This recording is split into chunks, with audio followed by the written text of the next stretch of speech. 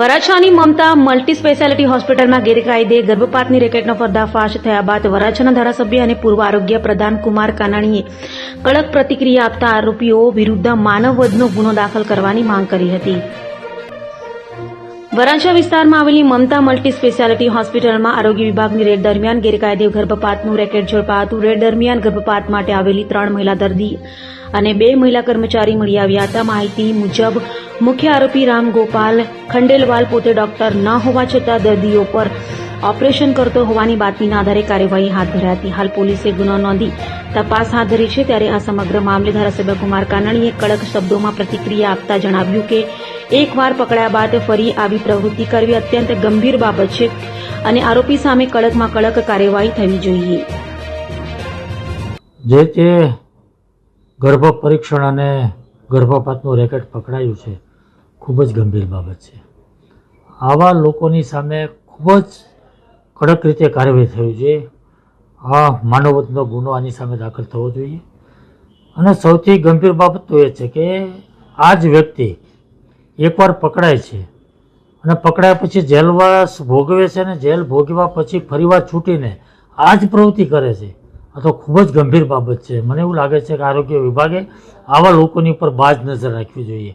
આવા લોકોની ઉપર નજર રાખીને આવી પ્રવૃત્તિ ગેરકાયદેસર કરી અને એની સામે કડકમાં કડક કાર્યવાહી કરે અને કાયદાનો ડર પેદા થાય.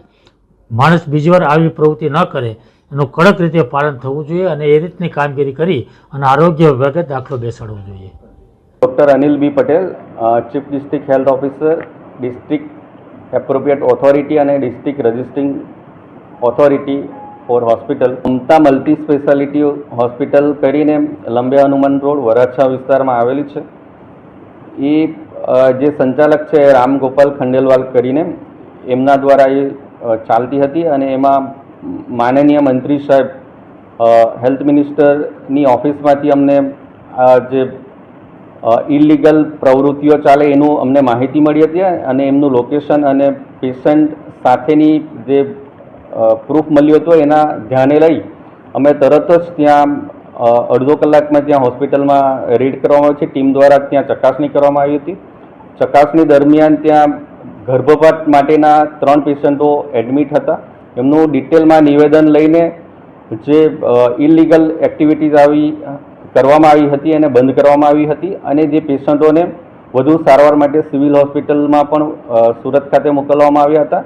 અને આજે હોસ્પિટલના સંચાલક અને હોસ્પિટલ વિરુદ્ધ વરાછા પોલીસ સ્ટેશનમાં FIR પણ દાખલ કરવામાં આવી છે. અને આ જે હોસ્પિટલ છે એ પહેલાં પણ 6 નવેમ્બર 2025ના રોજ ત્યાં રંગે હાથ ઇલીગલ એક્ટિવિટી માટે પકડાઈ ગઈ હતી અને એમના અગેન્સ્ટમાં કેસ કરવામાં આવ્યો હતો.